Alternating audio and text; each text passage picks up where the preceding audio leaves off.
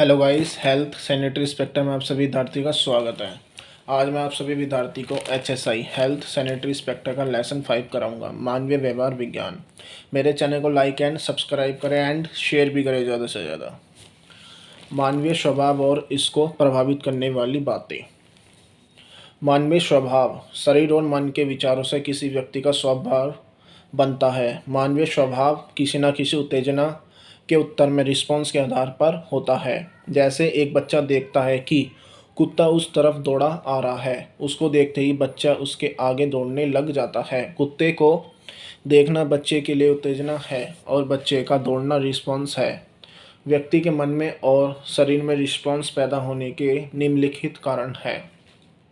शारीरिक बॉडी, आदतें और गुण, जीवन, भावना, एहसास और तनाव, भौतिक, तर्क, विचार और सोच।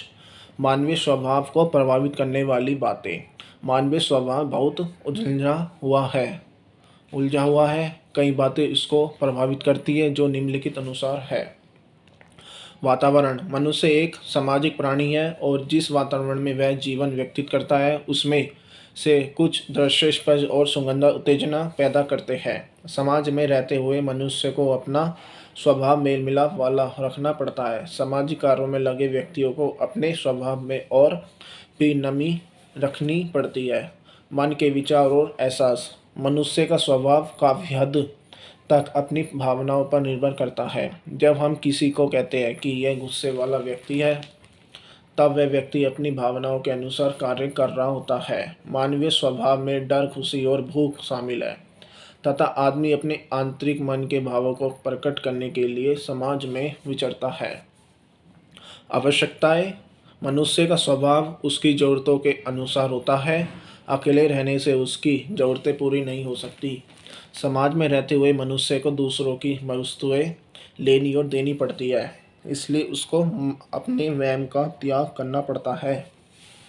प्रेरणा। प्रेरणा अर्थात एक आंतरिक शक्ति है जो व्यक्ति को काम करने की प्रेरणा देती है। इस तरह मनुष्य के स्वभाव में परिवर्तन आता है। प्रेरणा के बिना अच्छी आदतें व्यक्ति अपने स्वभाव में शामिल नहीं कर सकता। बौद्धिक विकास। किसी व्यक्ति की क्षमता, विचार, ज्ञान दूसरे व्यक्तियों के स्वभाव पर पड़ता है, प्रभाव पर डालता है और व्यक्ति उस जैसी आदतें और गुण अपने में पैदा करने की कोशिश करता है। इच्छाएं। मनुष्य का स्वभाव कई बार उसकी इच्छाओं की पूर्ति पर निर्भर करता है। अगर वह असफल हो जाता है तो उसका स्वभाव कई परेशानियों में से निकलता है और अगर सफल हो जाता है तो खुशी अनुभव करता है। फुटकल कारण। मनुष्य को हर अवसर पर अपने स्वभाव पर संतुलन रखना चाहिए। कई बार व्यक्ति अपने अहंकार और ऊंचे खानदान के कारण छोटी छोटी बातों पर अपना संतुलन खो बैठता है, जो कि सामाजिक वातावरण में प्रदूषण पैदा करता है। मनुष्य का स्वभाव आयु के बढ़ने के कारण बदलता रहता है। बचपन और युवावस्था का स्वभाव चाहे टकराव या गुस्से वाला होता है, परंतु जैसे जैसे व्यक्ति की आयु बढ़ती जाती है उसकी सोच शक्ति और भावना में परिवर्तन के कारण उसका स्वभाव भी बदल जाता है। यह हमेशा देखने में आता है कि किसी घटना या दुर्घटना के बारे में 10 व्यक्तियों की विभिन्न 10 राय हो सकती है। मनुष्य स्वभाव की उत्तेजना यह है कि वह आयु के बढ़ने के साथ साथ अपने जीवन से बहुत कुछ सीखता है और उसका स्वभाव अच्छा बनता जाता है। मानवीय रिश्ते और स्वभाव सुरक्षा तंत्र। मनुष्य एक सामाजिक प्राणी, व्यक्तिगत साझ। मनुष्य एक सामाजिक प्राणी है और समाज में दूसरों के साथ मिलकर रहता है। मनुष्य का अकेले रहना मुश्किल है। मनुष्य समाज में अपने शारीरिक बौद्धिक विकास के लिए रहता है और इसके बिना मनुष्य का शारीरिक विकास असंभव है। प्रत्येक मनुष्य की कुछ ज़रूरतें होती है। घर परिवार उसकी ज़रूरतें पूरी करते हैं। बच्चा जब घर में जन्म लेता है तो उसकी देखभाल और पालन पोषण की जिम्मेदारी माता पिता की होती है। घर परिवार में ही व्यक्ति एक दूसरे के साथ मिलजुल कर रहने के गुण सीखता है। घर से बाहर मनुष्य की सहायता के लिए समाज का निर्माण किया जा गया है। सभी मनुष्य मिलकर साझेदारी के कार्य करते हैं, जिससे समूचे समाज को लाभ मिलता है और प्रत्येक व्यक्ति अपनी ज़िंदगी में शांति और खुशी अनुभव करता है। मनुष्य की आपसी सांस इसको कई मुसीबतों से बचाती है। जंगली अवस्था में मनुष्य से नहीं मिलकर ही कई भयानक जानवरों का सामना किया। मनुष्य की आपसी सांस इसको प्रत्येक मुसीबत का मुकाबला जोश के साथ करने के लिए प्रेरित करती है। जब भी कोई व्यक्ति किसी समस्या, कठिनाई या असफलता का सामना करता है तो वह अपनी इस असफलता को छिपाने के लिए बहानेबाजी के कई तरीके सोचता है, जिसको हम मनुष्य की सुरक्षा प्रणाली कहते हैं। मानवीय सुरक्षा तंत्र डिफेंस। मनोवैज्ञानिकों ने कुछ ऐसे ढंगों की खोज की है जिनके द्वारा व्यक्ति को जीवन की समस्याओं को हल करने के लिए उससे दूसरों की ज़रूरत असंभव होती है, ज़रूरत अनुभव भी होती है। इस मतलब के लिए व्यक्ति ने पारिवारिक, सामाजिक और कई संस्थाएं में बनाकर अपने कार्यों की पूर्ति के लिए कई यत्न किए हैं। मनुष्य अपने सुरक्षा तंत्र की सहायता से ही अपने कार्यों की सफलता और असफलता को वैध ठहराने की कोशिश करता है, जो कि निम्नलिखित अनुसार है। समझदारी। कई बार व्यक्ति अपनी असफलता को मानने की बजाय इसका दोष दूसरों पर मढ़ने की कोशिश करता है। जैसे कि प्रचलित कहानी है कि लोमड़ी अंगूर खाने में असफल रही, यह कहकर अपनी असफलता के ऊपर पैदा डालने की कोशिश करती है कि अंगूर खट्टे हैं, असंभव। काम करने से पहले ही समझदारी से काम लेना चाहिए ताकि असफलता में निराशा ना हो। दूसरों में दोष निकालना। कई बार व्यक्ति गलती या असफलता का कारण दूसरों को समझता है। जैसे एक विद्यार्थी कम नंबर प्राप्त करने पर कहता है कि अध्यापक ने मेरे साथ भेदभाव किया है, यह तो सच से भेदभाव करती है। विकल्प।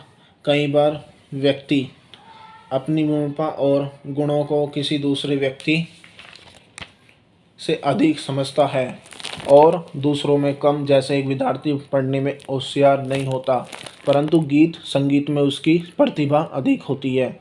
बहानेबाजी। कई बार व्यक्ति अपने दोष या सफलता को बहाने लगा कर छिपाने की कोशिश करता है। जैसे कि विद्यार्थी कहता है कि मैं बीमार था इसलिए पेपर नहीं दे सका, यह बहानेबाजी है।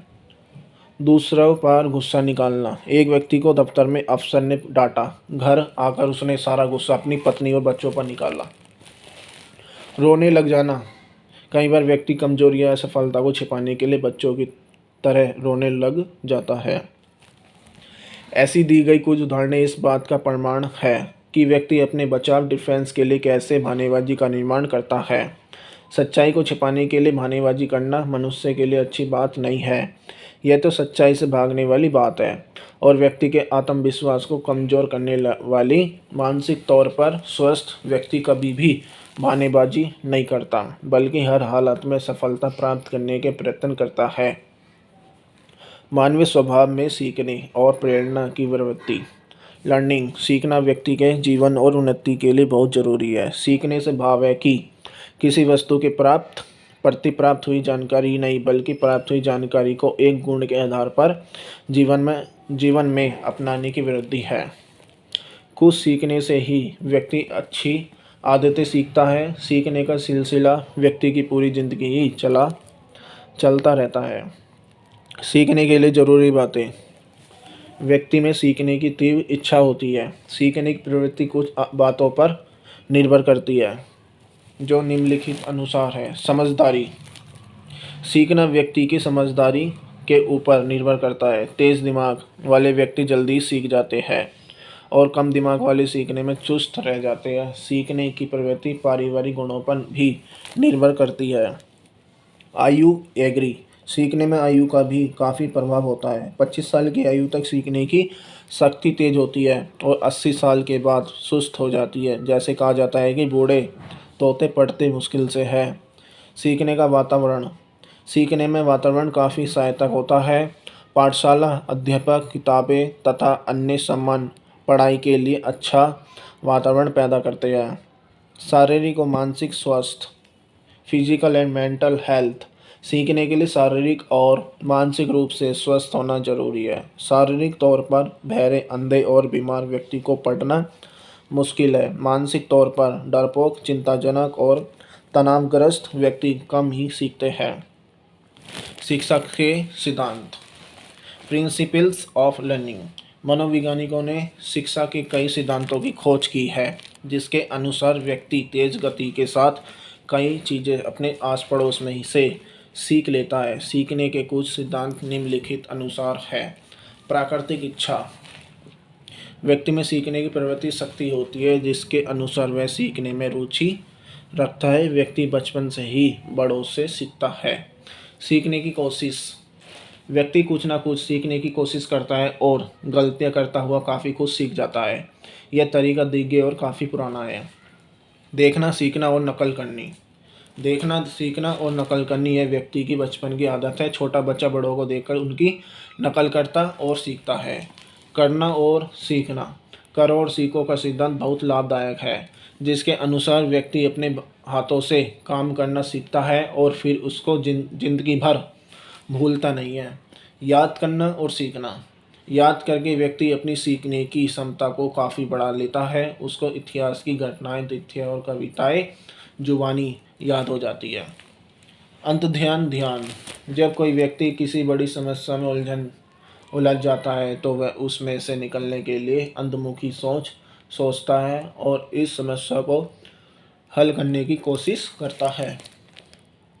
प्रेरणा द्वारा मानवीय स्वभाव की प्रवृत्ति, प्रेरणा मनुष्य के मन की एक ऐसी शक्ति है जो मनुष्य को कार्य करने के लिए उत्साहित करती है। यह शक्ति पॉजिटिव सकारात्मक तथा नेगेटिव नकारात्मक होती है। मानवीय आवश्यकताओं के अनुसार प्रेरणा उसके मन में उत्पन्न होती है।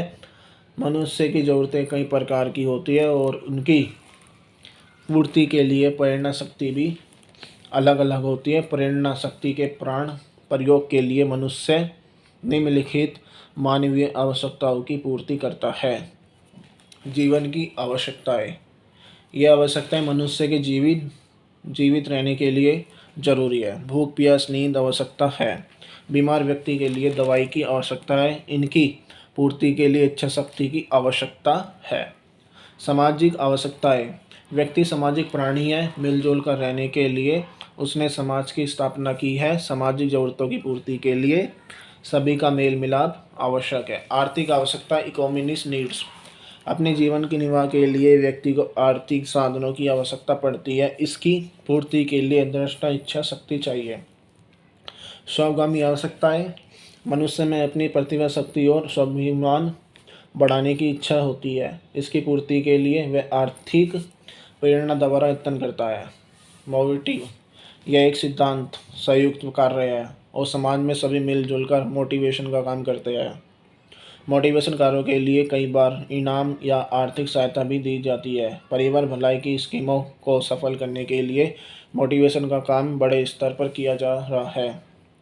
विशेष ग्रुप और पारिवारिक ढांचे, विशेष ग्रुप, मनुष्य एक सामाजिक प्राणी है और एक दूसरे के साथ मिलजुल कर रहना पसंद करता है। समाज विज्ञान मनुष्य के रहन सहन के बारे में शिक्षा प्रदान करता है। समाज विज्ञान के अनुसार एक व्यक्ति अपने साथियों के एक ग्रुप में किस तरह का व्यवहार प्रकट करता है तथा यदि उसने भीड़ या लोगों के समूह या शर्तों में बैठना पड़े तो वह किस तरह का व्यवहार करेगा, इस बारे में सामाजिक विज्ञान हमें बताता है। मनुष्य जन्म से लेकर मृत्यु तक एक दूसरे के साथ संपर्क में रहता है। उसका जन्म एक ऐसे परिवार में हुआ है कि उसके रीति रिवाज और पारिवारिक रीति रिवाज चाहे दूसरों से अलग हो, परंतु फिर भी उसको अपना सामाजिक जीवन व्यतीत करने के लिए एक दूसरे के साथ मेल मिलाप रखना पड़ता है। मनुष्य के इस मेल मिलाप को बढ़ाने के लिए कई सामाजिक संस्थाओं और ग्रुपों का निर्माण किया गया है, जिसमें मनुष्य को रहना पड़ता है। मनुष्य के इस सामाजिक व्यवहार को उसका समूह व्यवहार, ग्रुप व्यवहार कहते हैं। समूह व्यवहार, ग्रुप व्यवहार, मनुष्य एक दूसरे से सीखता है।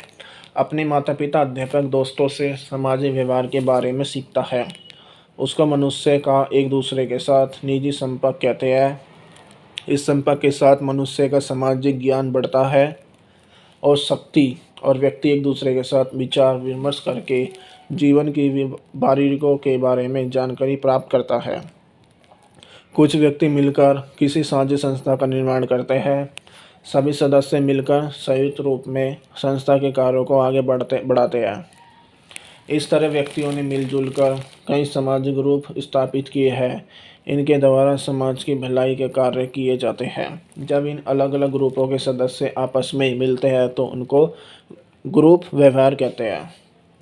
संयुक्त ग्रुप में मिलजुल कर काम करना एक सामाजिक प्रक्रिया है जिसका अर्थ है जनता की भलाई और जन सेवा। मनुष्य अकेले और सामूहिक रूप में हमेशा सीखता है। अपनी सामाजिक प्रक्रिया का प्रयोग एक दूसरे का ज्ञान बढ़ाने में करता है। संयुक्त कोशिकाओं के साथ ही यत्न किए जाते हैं कि सामाजिक बुराइयों जैसे कि नशे, दहेज, छोटी आयु में विवाह और चिंता, हिंसा और समाज में ऐसे कैसे समाप्त किया जाए। सामूहिक रूप में ही सोचकर व्यक्ति अपने सामाजिक व्यक्ति जीवन को अच्छा बना सकता है।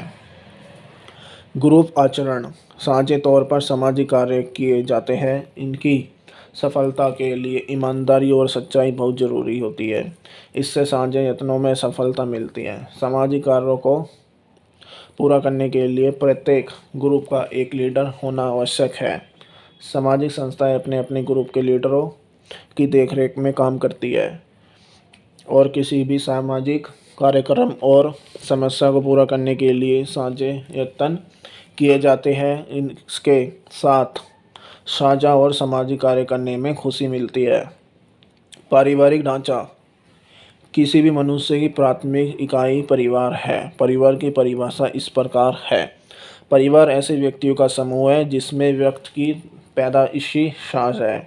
परिवार के सभी सदस्य इकट्ठे रहते हैं और इकट्ठे खाते पीते हैं।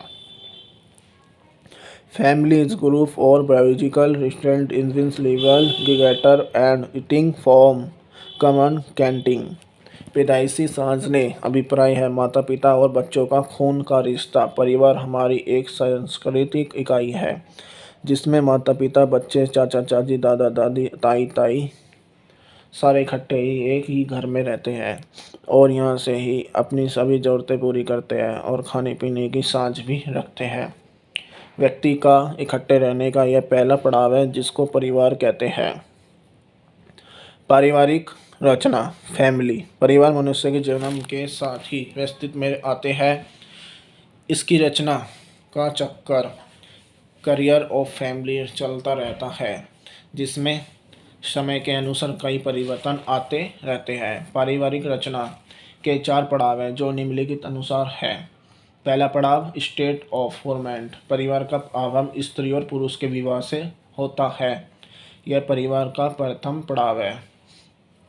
वृद्धि का पड़ाव स्टेट ऑफ ग्रोथ। विवाह के बाद बच्चे के जन्म के साथ परिवार बढ़ता है। जैसे जैसे परिवार में बच्चे पैदा होते जाते हैं परिवार बढ़ता जाता है। अलग किस्म का परिवार स्टेज 4।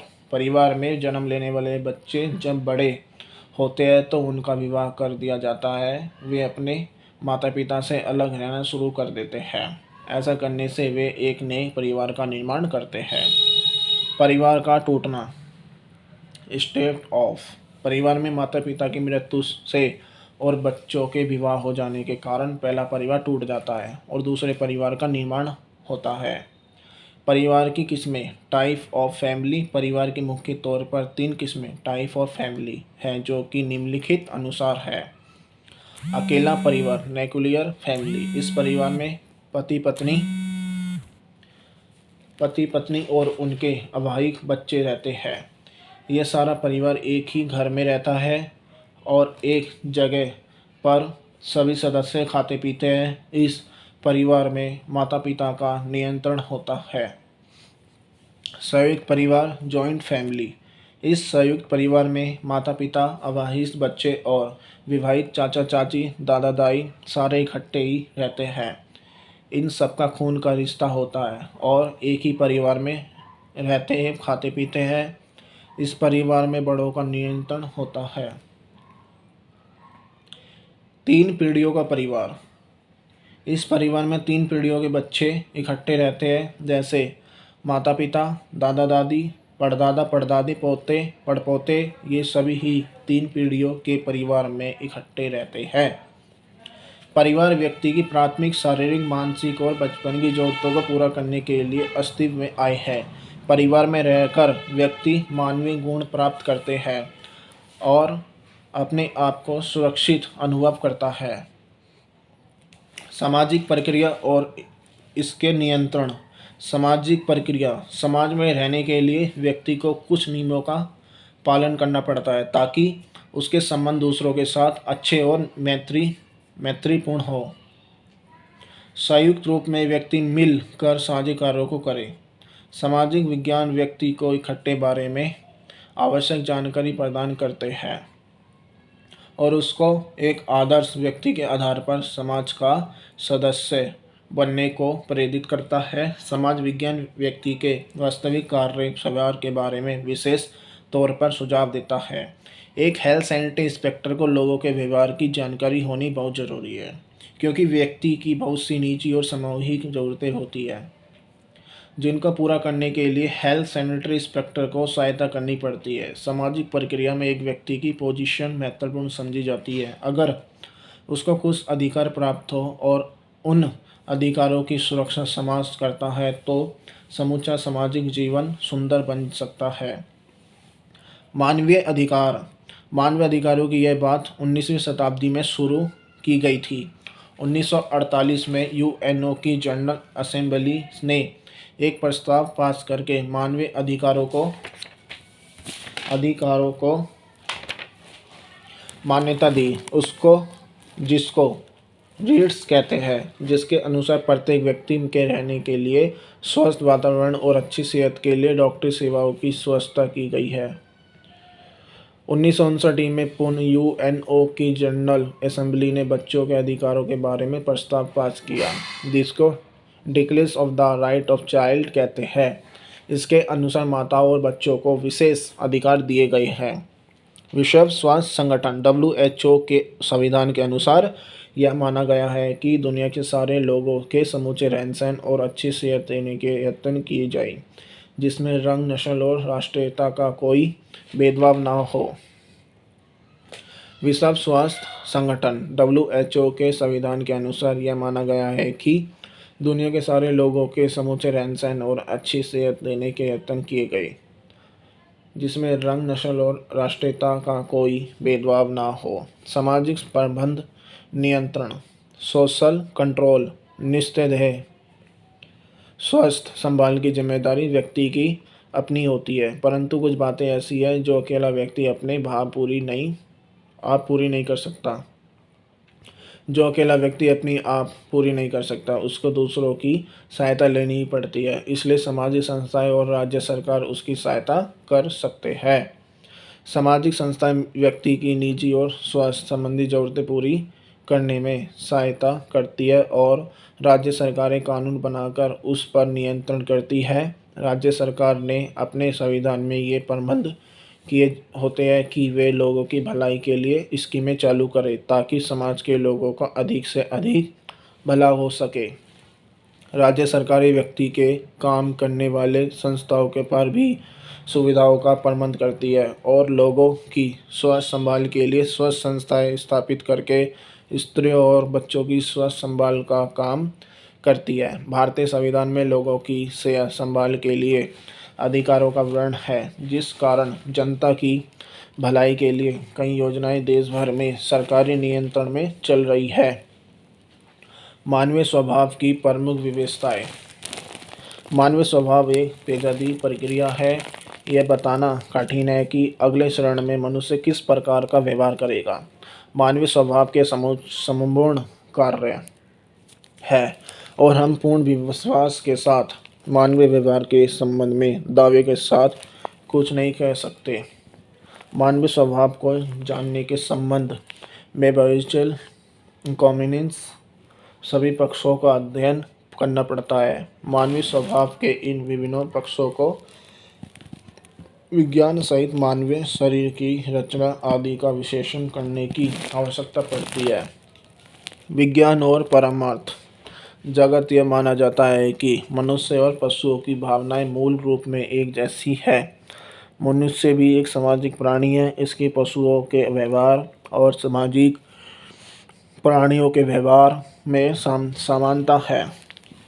परंतु मनुष्य की संभावनाएं, भावनाएं, आंतरिक वेग और संवेदनाओं आदि का संचार एक नियमबद्ध सामाजिक ढांचे में होता है। इसलिए दूसरे जीवों की भांति यह कूढ़ रूप व्यवहार नहीं करता और एक सामाजिक दायरे में रहकर अपने विचारों और व्यवहारों का प्रकटीकरण करता है। मानवीय आवश्यकताएं भी एक लिविंग के अनुसार जन्म लेती है और मनुष्य का यह शारीरिक व्यवहार शिक्षित होता है। इसलिए मनुष्य के समूचे व्यवहार को हम निम्नलिखित व्यवहारों के प्रकाश में देख सकते हैं। मानवीय व्यवहार व्यवहार का जन्म संगत में से उत्पन्न होता है। जीवन की ऊंची नीची घटनाओं के साथ सोचता मनुष्य अपनी आवश्यकताओं की पूर्ति करता है। चाहे प्रभु ने से सभी जीवों के लिए आवश्यकता पूरी का प्रबंध कर रखा है, परंतु मनुष्य के संबंध में ऐसा नहीं है। मनुष्य को आजीविका, रहन सहन और खाने सोने बैठने का प्रबंध स्वभाव करना पड़ता है, जिसके लिए संसाधनों की आवश्यकता पड़ती है। उसका प्रबंध भी मनुष्य को स्वयं ही करना पड़ता है। इसलिए मानवीय जाति में घनी निर्धन मालिक नौकर का अंतर स्वाभाविक दिखाई देता है। मानवीय व्यवहार में सीखने की प्रवृत्ति है, परंतु यह प्रवृत्ति वह स्वयं ही उजागर नहीं कर सकता। यह देखा गया है कि यदि माँ बच्चे को भाषा का परीक्षण ना दे तो मनुष्य स्वयं ही बोलना भी ना सीख सके, परंतु दूसरे प्राणियों में सीखने की प्रवृत्ति इतनी तीव्र स्पेश होती है कि गाय का बछड़ा जन्म लेते ही गाय के दूध के लिए उठ खड़ा होता है और बिना किसी उपकरण सहायता के गाय का दूध पीने लग जाता है। परंतु मनुष्य के बच्चे में ऐसा गुण नहीं है। उसको जितनी देर सहारा देकर माँ का दूध पिलाने का प्रयत्न नहीं किया जाता, वह उतनी देर दूध नहीं पीता। वह अपने आप में प्रयत्न करने में असमर्थ होता है। जन्म से लेकर अंत तक उसको सीखना पड़ता है, इसलिए वह बोलना सीखता है, नहीं तो शायद उसको भाषण का उच्चारण भी करना ना आए। मनुष्य आत्मनिर्भर नहीं अपितु अंतर्निर्भर इंटर है। मनुष्य ने जो कुछ भी प्राप्त की है उसने संयुक्त रूप से जो एक दूसरे के सारे ही प्राप्त ही किया है। वातावरण में अकेला मनुष्य कुछ भी नहीं सीखता और उतना विश्वास वातावरण इसलिए डराता है। उसके साथ सामाजिक ढांचा और सामूहिक ने प्रतिप्तियों हासिल की है। आज का मनुष्य प्रकृति और प्राकृतिक प्राणियों को अपने अधीन करने में लगा हुआ है। इसका अहम जागृत होता है, परंतु इसका अहम संपूर्ण प्रकृति के प्रेक्षण कुछ भी नहीं है। यह सामाजिक प्राणी है और इसका सामाजिक जीवन इस बात पर निर्भर करता है कि वह दूसरों से क्या सीखता है और उसी संबंध में अपना व्यवहार बनाता है। सूझवान होने के कारण यह अपने पिछले अनुभवों और असफलताओं से सीखता है और भविष्य के लिए लक्ष्य निश्चित करता है। इसलिए मनुष्य का व्यवहार अपने आप में लचकीला है और ग्रहण करने का सामर्थ्य रखने के कारण सृजनात्मक है। आयु के भिन्न भिन्न चरणों में मानवीय स्वभाव में आने वाले परिवर्तन। मानवीय स्वभाव बहुत पेचीदा है। यह कई वस्तुओं पर निर्भर करता है। मनोवैज्ञानिक मानवीय स्वभाव के संबंध में विश्लेषण करते हैं कि प्रत्येक मानवीय स्वभाव अपनी जाति गुण, मानसिक सोच और अपने इर्द गिर्द में प्रभावहीन भिन्न भिन्न तरह से प्रकट होता है। मानवीय स्वभाव के संबंध में आप पूरे विश्वास के साथ कुछ भी नहीं कह सकते कि संबंधित मनुष्य विषम परिस्थितियों में किस प्रकार का व्यवहार करेगा। मनुष्य व्यक्ति क्योंकि सामाजिक प्राणी है और जन्म से मृत्यु तक इसका संबंध अपने जैसे व्यक्तियों के साथ रहता है, परंतु स्वभाव प्रत्येक व्यक्ति का अलग अलग होता है। किसी एक का स्वभाव दूसरे के साथ मेल नहीं खाता। मनुष्य का स्वभाव जन्म से लेकर मृत्यु तक कई चरणों में से गुजरता है और जैसे जैसे उसकी आयु बढ़ती है उसके स्वभाव में परिवर्तन और बढ़ोतरी आती रहती है। बचपन में मानवीय स्वभाव। मनुष्य का बचपन में स्वभाव काफ़ी सीमा तक साफ सुथरा और प्रेमपूर्ण होता है। बचपन में अभी उसको दुनिया की पूरी हवा नहीं लगी होती। बच्चे की शारीरिक और मानसिक वृद्धि हो रही होती है। बच्चा संकेतों की भाषा में अपना हाथ पाँव प्रकट करता है, मुस्कुराता है और प्रत्येक को प्यारा लगता है। स्कूल जाने की आयु के समय, स्कूल जाने की आयु तक बच्चा बात को पूरी तरह समझने लग पड़ता है और उसके मन में कई प्रकार की इच्छा जागृत होती है। वह साथियों के साथ खेल कूद पर प्रसन्न होता है, कभी झगड़ पड़ता है, कभी नाराज हो जाता है। प्रेम भ्रम वेग विरोध और घृणा के संकल्प उसके मन में उत्पन्न होने प्रभाव हो जाते हैं और बचपन के स्वभाव में परिवर्तन आना प्रभाव हो जाता है। योजनावस्था में मनुष्य के स्वभाव में आश्चर्यजनक परिवर्तन होता है। अब वह अपने अस्तित्व को स्वीकार करने लगता है और स्वतंत्र जीवन जीने के लिए अंगड़ाई लेता है। माँ बाप से अलग कुछ करने के लिए उसका मन मचलता है। उसकी शारीरिक और मानसिक शक्ति बढ़ने लगती है और वह समाज में अपना अलग स्थान बनाना चाहता है। इस उद्देश्य के लिए उसको कई अद्भुत कार्य करने पड़ते हैं। बिखरे मार्गों पर चलना पड़ता है, प्यार विरोध और घृणा के अवसरों का सामना करना पड़ता है।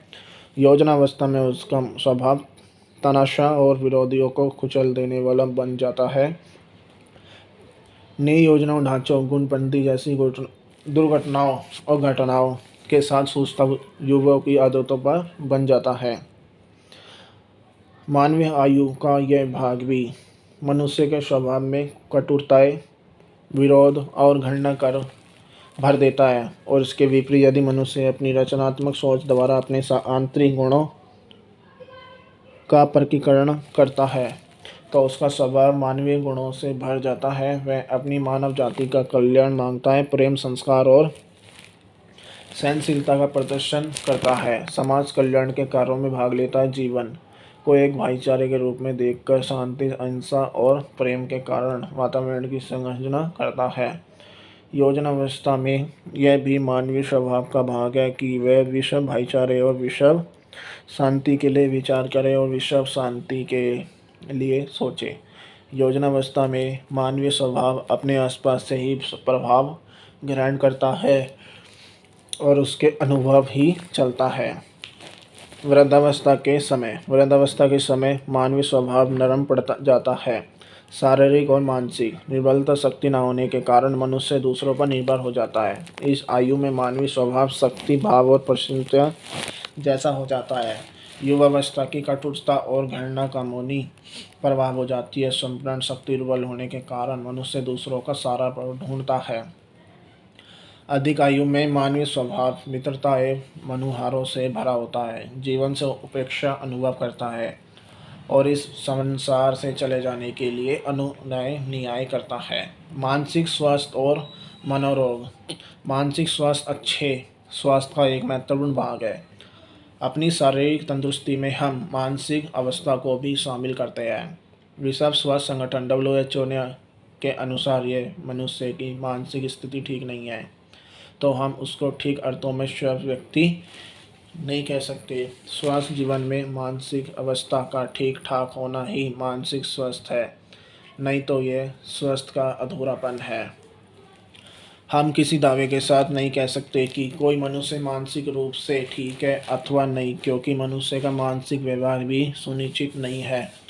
परंतु फिर भी हम एक पुरुष को मानसिक रूप से सही मानने के लिए देखें कि संबंधित पुरुष अपने आप में विश्वास के साथ व्यवहार कर रहा है। यदि उसका आत्म स्वरूप सेल्फ इमेज डाउनफॉल है तो कहीं ना कहीं मानसिक संतुलन बराबर रखे, ना स्वयं में हीन भावना रखे और ना ही बिना कारण एक बड़ा समझदार होने की ढींगे हाँके।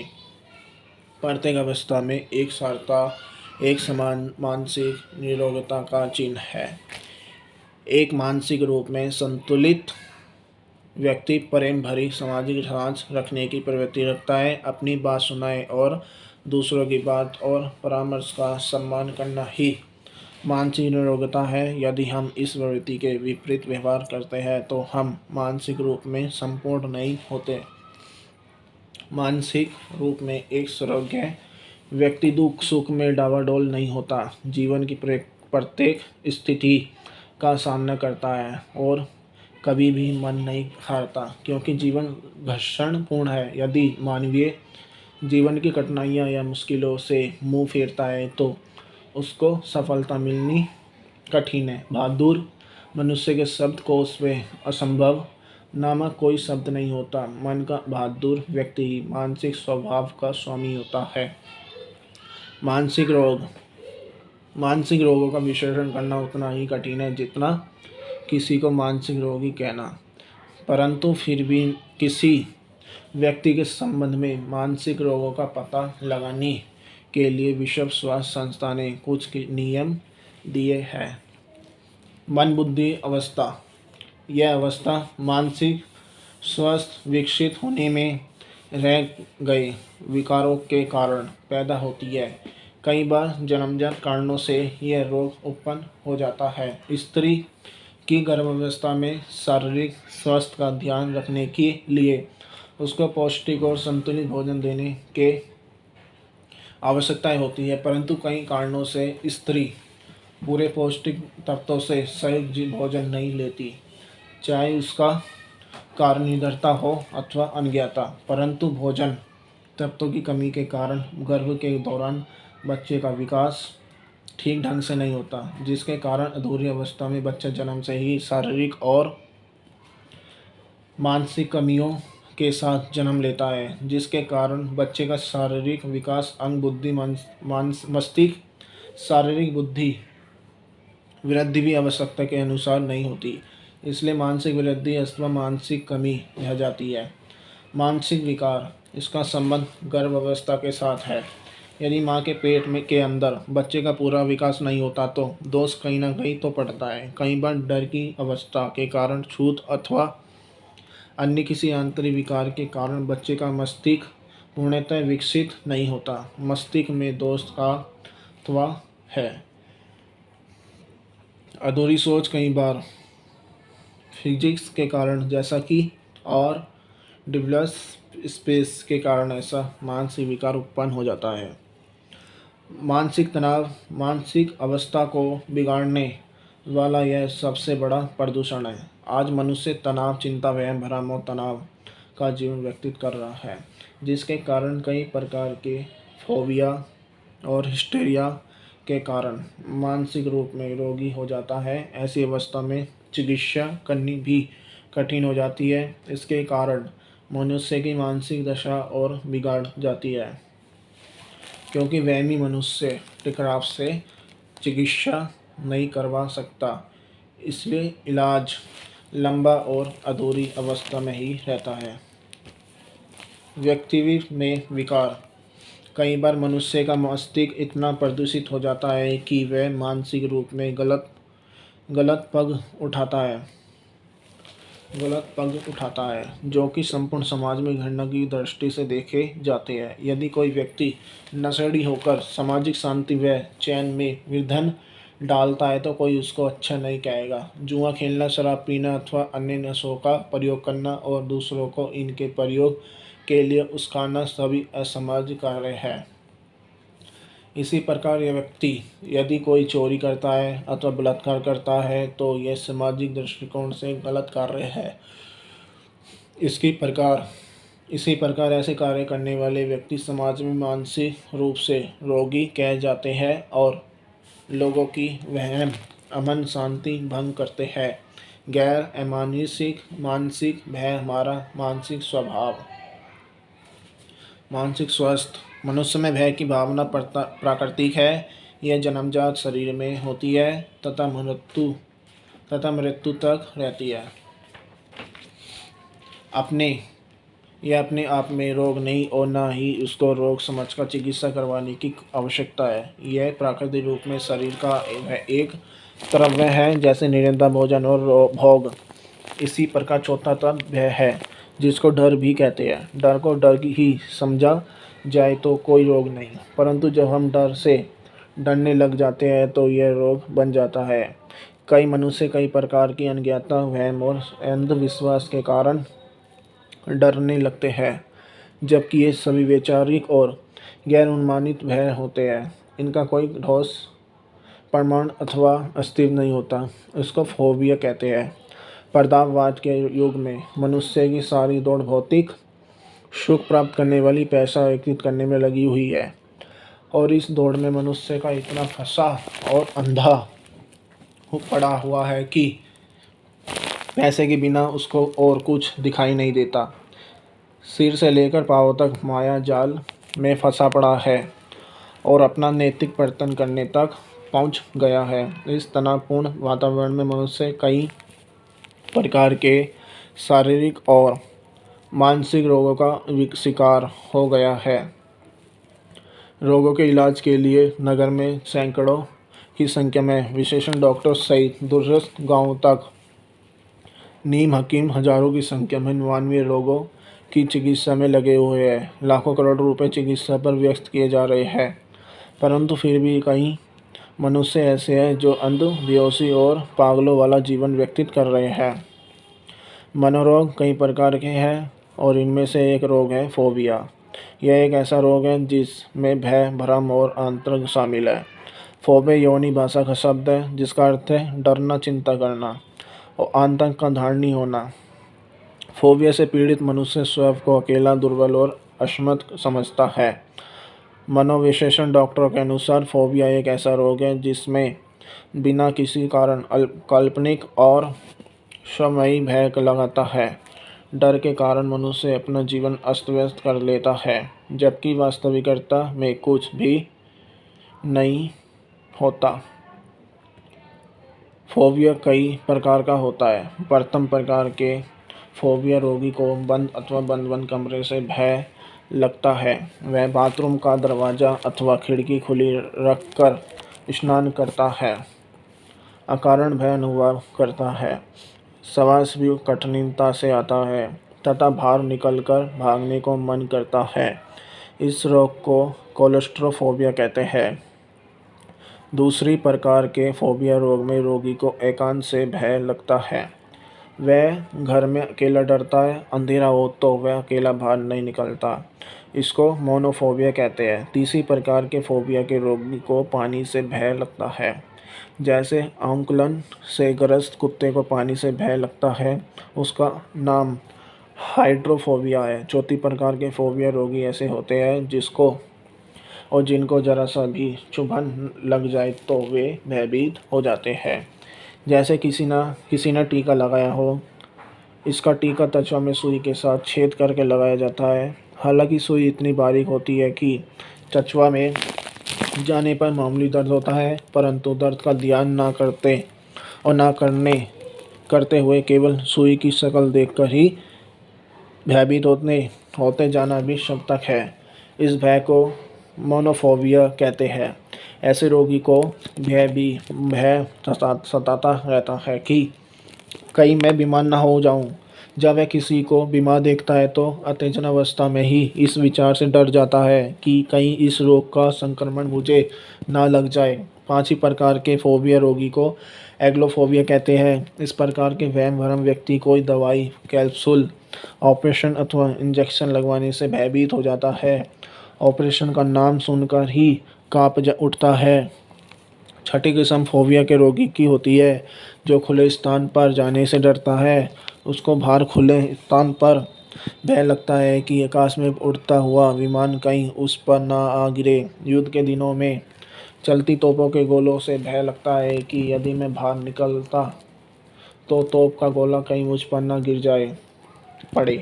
इस प्रकार के रोगी को एग्लोफोबिया कहते हैं। संसार इन जैसे बिना किसी कारण से डरने वाले व्यक्तियों से भरा पड़ा है। वास्तव में ये रोगी नहीं होते, अपितु रोगी होने का चाव पूरा करते हैं और अकारण अपना इलाज करवाकर लाखों रुपए डॉक्टरों की भेंट करते हैं। फोबिया होने के कई कारण हैं, परंतु बहुत से कारण ऐसे हैं जिसका प्रत्यक्ष रूप में पता नहीं चलता और न ही उनके लक्षण और चिन्ह प्रकट होते हैं। मनोवैज्ञानिकों का कथन ये है कि पारिवारिक कारणों से फोबिया होता है। महिलाएं इस रोग की अधिक शिकार होती है। यह रोग बहुत भीड़ वाले स्थान, बाजार अथवा बस आदि में यात्रा करने के वहम समय होता है। रोगी तनावग्रस्त हो जाता है। फोबिया का एक साधारण सा कारण है कि कई बार मनुष्य कोई नाम सुनकर ही भयभीत हो जाता है।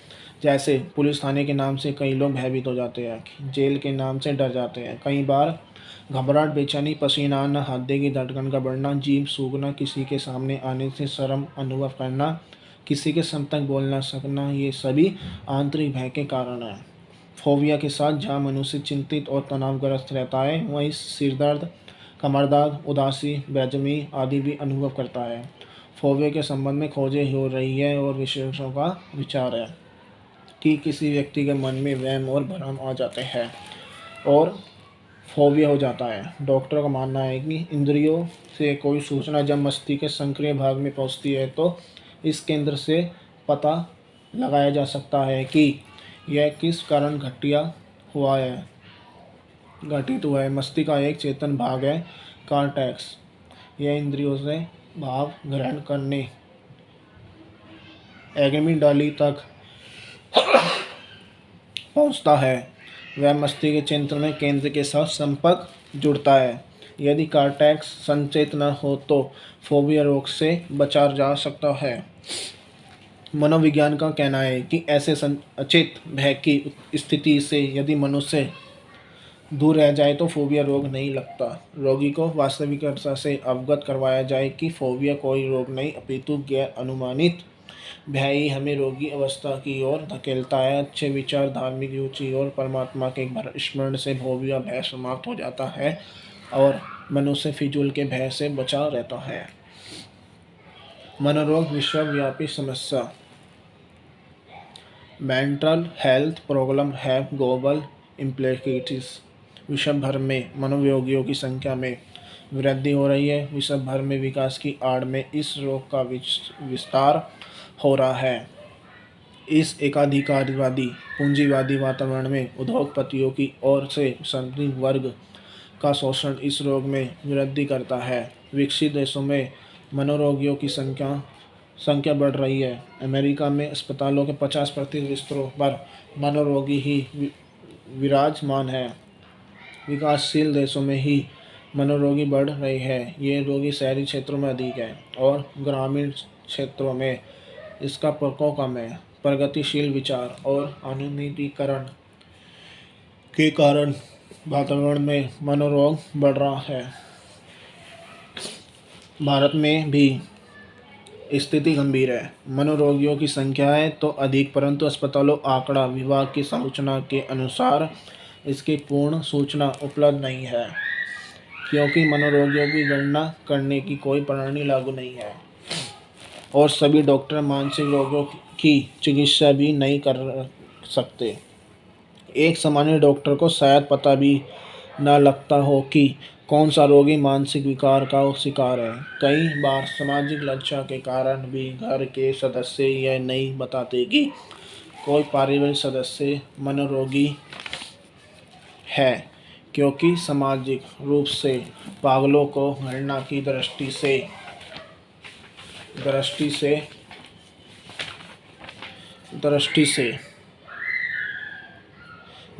देखा जाता है। जिस परिवार में मनोरोगी या पागल हो, उसके साथ लोग मेलजोल रखना पसंद नहीं करते। इसलिए प्राथमिक अवस्था में मनोरोगियों का पता लगाना कठिन हो जाता है। भारत के स्वास्थ्य सर्वेक्षण इतिहास में 1964 में पूरे समिति ने अनुमान लगाया था कि देश की 40 करोड़ जनसंख्या में 10 लाख मनोरोगी है और लगभग 16 लाख ऐसे व्यक्ति हैं जिनमें अंध मनोरोगियों जैसे चिन्ह हैं। आगे जाकर संसद की अनुमान समिति ने आंकड़ों का प्रस्तुत किए, जिसमें कहा गया है कि 1000 की जनसंख्या के पीछे व्यक्ति को मानसिक इलाज के लिए निरस्ता करना असंभव है। इनकी संभाल और प्राथमिक चिकित्सा की और तत्काल ध्यान देने की आवश्यकता है। इसी ही क्रम में 1962-65 में आईसीएमआर के एक अध्ययन में बताया गया है कि 1000 की जनसंख्या के पीछे 2.81 व्यक्ति मानसिक रोगों के शिकार है। मनोरोगों की चिकित्सा सुविधा। मानसिक रोगियों की चिकित्सा के लिए चिकित्सा सुविधाएं प्रदान करने के लिए 1969 में जो आंकड़े प्रस्तुत किए गए थे वे स्वास्थ्य सतर्कता नियंत्रण bureau control bureau of health education ने तैयार किए थे। कहा गया था कि मानसिक रोगियों की चिकित्सा के लिए जो प्राथमिक सुविधा देश में उपलब्ध है वह अपर्याप्त है। रिपोर्ट में बताया गया है कि देश भर में कुल 38 मेंटल अस्पताल हैं जिनमें केवल 54 मनोरोग विशेषज्ञ नियुक्त है। अस्पताल में बेड आबादी अनुपात। बेड भारत में केवल 0.3 प्रति 10,000 है, जबकि अमेरिका में 35 प्रति 10,000 है। WHO ने यह अनुपात 1/10,000 निश्चित किया हुआ है। इसी प्रकार 1970 में एलम्स द्वारा किए एक सर्वेक्षण में यह बताया गया है कि भारतीय अस्पतालों में जिला स्तरीय अस्पतालों में 73% मनोरोगियों की चिकित्सा की सुविधा उपलब्ध है। Mental health career in India. मानसिक स्वास्थ्य सुरक्षा के लिए उचित स्वास्थ्य सेवाओं का संबंध रखने की आवश्यकता है, क्योंकि मानसिक रोग एक सामाजिक कलंक है। मानसिक रोगियों की बढ़ रही संख्या समाज के लिए चिंता का कारण बनती है। मानसिक रोगी को निम्नलिखित डॉक्टरी सुविधाएं प्रदान करनी पड़ती है। Promotive career. पागलपन अथवा मानसिक रोगियों की रोकथाम के लिए यह आवश्यक है कि ऐसे वातावरण की सृजना की जाए कि पागलपन के अवसर कम से कम हो, देश की जनता को अच्छी विदा प्राप्त हो और रोजगार के अवसर भी पूरी तरह प्राप्त हो, ताकि वे अपने घरेलू जीवन को ठीक प्रकार से चला सके, पारिवारिक सदस्यों को पौष्टिक भोजन मिले और सामाजिक सुरक्षा के पूरे अवसर उपलब्ध हो। इस प्रकार के शांतिपूर्ण वातावरण में सभी मनुष्य प्रशंसित रहते हैं। कोई चिंता या गम न होने के कारण मानसिक विकार भी कम उत्पन्न होते हैं। Preventive career. यदि रोकथाम के संसाधनों को पूर्ण सतर्कता के साथ लागू किया जाए तो रोगियों की संख्या बहुत कम होगी, इलाज भी अच्छा और संतोषजनक किया जाएगा, लोगों को स्वास्थ्य शिक्षा दी जाए और स्वास्थ्य के नियमों का पालन करने की प्रेरणा दी जाए। मानसिक परेशानियां और वे रोग जिनका संबंध मानसिक दशा के साथ हो, प्राथमिकता के आधार पर रोकी जाए। मानसिक रोगों की रोकथाम के लिए मेंटल हेल्थ एजुकेशन दी जाए, ताकि जनसामान्य इस बात से अवगत हो सके कि मानसिक रोग फैलने का कारण क्या है। मानसिक रोगों को फैलने से रोकने के लिए आवश्यक है कि लोगों में प्रभु के प्रति विश्वास और भक्ति भावना प्रयत्न की जाए। इसके कारण कोई भी व्यक्ति असामाजिक कार्य करने से गुरेज करेगा। इसलिए जहाँ वह स्वयं मानसिक रूप में शांत रहेगा, वही समाज में शांति, प्रेम और धार्मिक वातावरण दृष्टिगोचर होगा। यदि धार्मिक रुचियां बड़े स्तर पर लोगों में प्रफुल्लित की जाए तो तनाव मुक्त शांतिपूर्ण वातावरण पैदा हो सकता है। कैरेटिव सर्विस। प्राथमिक अवस्था में यदि मानसिक रोग की जांच कर ली जाए तो चिकित्सा करना आसान और शीघ्र हो जाता है। जितना रोग पुराना होगा उतना ही उस रोग की चिकित्सा में अधिक समय लगेगा।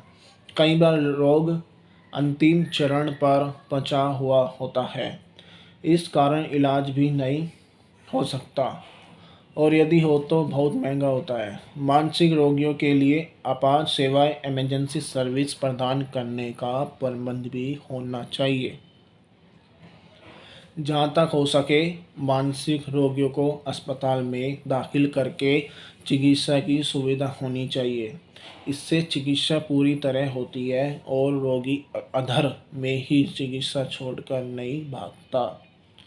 मानसिक रोगियों जिनकी पूरी तरह चिकित्सा हो चुकी हो, उनके पुनर्वास और रोजगार का प्रबंध करना बहुत आवश्यक है। यदि रोगी किशोर अवस्था का है तो उसको शिक्षा देने का प्रबंध किया जाए। विभाग व्यक्ति को अपना रोजगार शुरू करने के लिए किसी धंधागत कोर्स का प्रशिक्षण देना चाहिए। यदि ठीक हुए मानसिक रोगियों की एक सामाजिक संस्था बनाकर उनका प्रोत्साहन दिया जाए तो मानसिक रोगी एक लाभप्रद जीवन जीने के क्षमतक हो सकते हैं। एंटीबायोटिक एंटीबायोटिक होती है, वो कीटाणु को नष्ट कर देती है। हाल ही में भारत के संदर्भ में कहा गया है कि यहाँ पर एंटीबायोटिक ज़रूरत से ज़्यादा प्रयोग होने के कारण हर साल करीब 20 लाख लोगों की मौत होने लगती है। दवाओं के ज़्यादा प्रयोग के कारण बैक्टीरिया इनमें आदी हो चुके हैं। ज़्यादा प्रयोग नहीं करते एंटीबायोटिक दवाई का, बहुत कम यूज होता है और दवाओं के बेअसर होने की आशंका है, ऐसा होने भी लगा है। इसीलिए यह जानना जरूरी है कि आखिर क्या है एंटीबायोटिक। एंटीबायोटिक और एंटीबैक्टीरियल्स भी कहा जाता है। ये तभी ही जाती है और ये तभी दी जाती है जब शरीर में नुकसान पहुंचा रहे, बैक्टीरिया को कम करना हो। एंटी एक यूनी या ग्रीस शब्द है जिसका मतलब है विरोध और बायोगैस का अर्थ है जीवन, यानी जीवन विरोधी बैक्टीरिया से लड़ने वाली दवा। एंटीबायोटिक का प्रयोग उन बैक्टीरिया से लड़ने के लिए किया जाता है जिनके कारण हम बीमार होते हैं। टीबी और अन्य तरह के संक्रमणों से लड़ने के लिए एंटीबायोटिक का प्रयोग किया जाता है। मस्तिष्क ज्वर जैसी खतरनाक बीमारियां बैक्टीरिया के कारण ही होती है। कुछ बैक्टीरिया नुकसानदायक होते हैं और कुछ फ़ायदेमंद भी। US national library of medicine के अनुसार एंटीबायोटिक ऐसी दवाई है जो बैक्टीरिया से लड़ती है। इसका सही तरह से उपयोग करने पर यह जीवन रक्षा करती है। यह तो बैक्टीरिया को रोक देता है, यह फिर उसको ख़त्म कर देता है। हमारे शरीर में बीमारी से लड़ने की जो प्राकृतिक क्षमता होती है वही आमतौर पर बैक्टीरिया से निपटती है, लेकिन बीमारी में एंटीबायोटिक का सहारा लेना पड़ता है। आमतौर पर इसमें एंटीबायोटिक की दवाई से ले लेते हैं, जल्दी ठीक हो जाते हैं। कहीं चोट लग रही हो, खुश हो रहा हो, एंटीबायोटिक होती है। बुखार में एंटीबायोटिक दी जाती है, समय जब भी जड़ से ख़त्म होता है बुखार। आमतौर पर इससे पहले कि बैक्टीरिया तेज़ी से बढ़ रहे और किसी बीमार को जन्म दे, हमारे शरीर की प्रतिरक्षा प्रणाली उनको ख़त्म कर देती है। इन नुकसानदायक बैक्टीरिया को ख़त्म करने में योगदान देते हैं हमारे शरीर में मौजूद हाई ब्लड सेल्स। इसके बाद भी यदि बीमारी के लक्षण उभरते हैं तो इससे लड़ने के लिए एंटीबायोटिक की ज़रूरत होती है। पहला एंटीबायोटिक पेनिसिलिन है। इससे संबंधित एंटीबायोटिक में एम्पिसिलिन, एम्बैक्सिलिन और बेल्जीपेनिसिलिन है। इसका प्रयोग इन दिनों व्यापक तौर पर होता है। इसके अलावा भी कई और एंटीबायोटिक है और अनेक देशों में ये डॉक्टर की पर्ची पर ही मिलते हैं। पूरी दुनिया में इसके ज़रूरत से ज़्यादा प्रयोग पर चिंता है, क्योंकि ज़्यादा उपयोग से बैक्टीरिया इसके आबाद हो जाते हैं। अमेरिका में centres for disease control and prevention के अनुसार एंटीबायोटिक का ज़रूरत से ज़्यादा इस्तेमाल एक आम समस्या बन चुका है। यूरोप में 2012 में कहा गया है कि बैक्टीरिया संक्रमण पर एंटीबायोटिक के बेअसर होने से हर साल 25,000 लोग मारे जा रहे हैं। 1945 में इस पर नोबेल पुरस्कार लेते समय एंटीबायोटिक के आविष्कारक एलेंजर फ्लेमिंग के अपने भाषण में कहा गया था कि एक अनजानी व्यक्ति इन दवाओं को ज़्यादा लेकर ज़रूरी माइक्रोब्स या बैक्टीरिया को भी आसानी से ख़त्म होने देता है। इस प्रकार 70 साल पहले ही इस बात की आशंका जाहिर कर दी गई थी कि इनका दुरुपयोग हो सकता है। अनेक प्रकार की एंटीबायोटिक एक या दो तरह से ही काम कर सकती है। ये एंटीबायोटिक बैक्टीरिया को ख़त्म करती है। मान लीजिए पेनिसिलिन से ले ले रहे हैं तो यह दवा बैक्टीरिया की सेल वॉल को प्रभावित करेगी या फिर उसमें मौजूद तत्व को प्रभावित करेगी और बैक्टीरिया को बढ़ने से रोकेगी। अगस्त 2012 में एनवाई स्कूल ऑफ मेडिसिन ने पाया कि जो बच्चे ज़्यादा एंटीबायोटिक लेते हैं उनके ज़्यादा वजनी होने की आशंका रहती है। इसके साथ ही यदि आप कोई दूसरी दवाई ले रहे हैं तो एंटीबायोटिक लेने से पहले डॉक्टर को ज़रूर बताएं, क्योंकि ये तत्कालीन दवाओं का रिएक्शन होती है।